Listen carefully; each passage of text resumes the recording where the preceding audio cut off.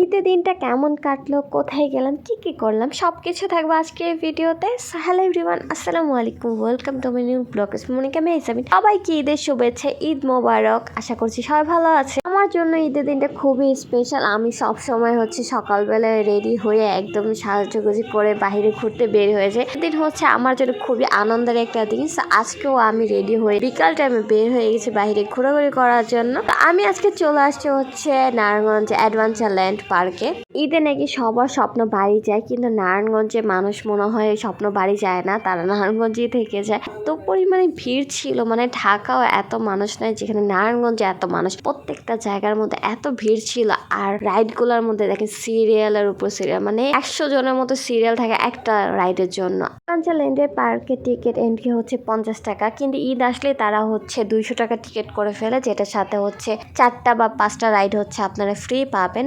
তারা ওই টিকিটের মধ্যে রাইডের টাকাটা রেখে দেয়, 4টা মেবি ফ্রি দেয় তারা। কিন্তু যে অবস্থায় এই রাইডগুলো ওঠার মতো এত ধৈর্য নাই আমার।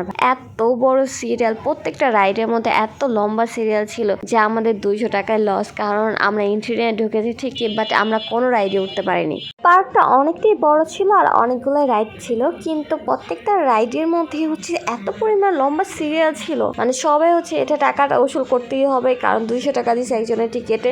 সো রাইডগুলোতে উঠতেই হবে। প্রত্যেকটা রাইডের মধ্যে সিরিয়াল ছিল, লম্বা লম্বা সিরিয়াল, যেটা আপনি আপনার কোন চান্সই নেই। যদি দাঁড়ান আপনার 3 ঘন্টা তো লাগবে আপনার লাইনটা শেষ করতে।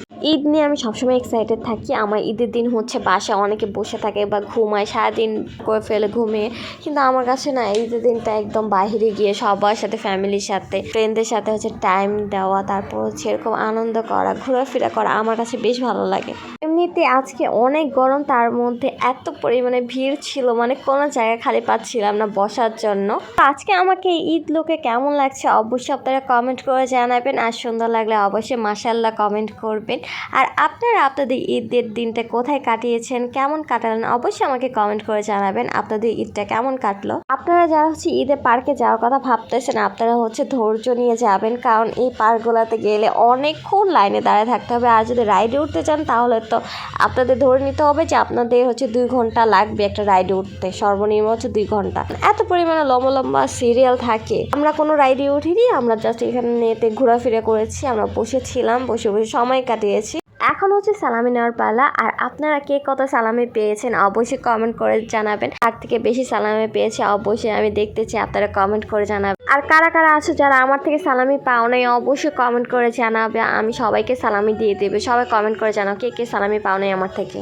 এইবার রোজার মাসটা এত তাড়াতাড়ি চলে গেছে, তার থেকেও বেশি তাড়াতাড়ি চলে গেছে ঈদের দিনটা, শুরু হওয়ার আগে শেষ হয়ে গেছে। রোজা আর ঈদ দুইটাই এত তাড়াতাড়ি শেষ হয়ে গেছে, একদমই ভালো লাগছে না। মনে হচ্ছিল যে 30টা রোজা হলে আরো বেশি ভালো লাগতো। বসে গল্প করতে করতে প্রায় সন্ধ্যা হয়ে গেছে, আর রাতের ভিউটা আরো বেশি ভালো লাগতেছিল। চারিদিকে লাইটিং, আর এই জায়গাটা বসে থাকতে বেশ ভালো লাগতেছিল। চারপাশে গাছপালা, বাতাস হচ্ছিল খোলা আকাশের নিচে। মনে হচ্ছিল যেন একটু পরে বৃষ্টি নেমে যাবে, এরকম বাতাস হচ্ছিল। আমার হাতের মেহেদি রংটা এত পরিমাণে গাঢ় হয়েছে, একদম কালো হয়ে গেছে। ঈদের দিনে এত সুন্দর রং আসবে আমি বুঝতেই পাইনি, কারণ চাঁদ রাতেই দিয়েছি, আর সকালবেলা এত সুন্দর গাঢ় হয়ে গেছে, সারাদিনে আরো বেশি কালো হয়ে যাচ্ছিল।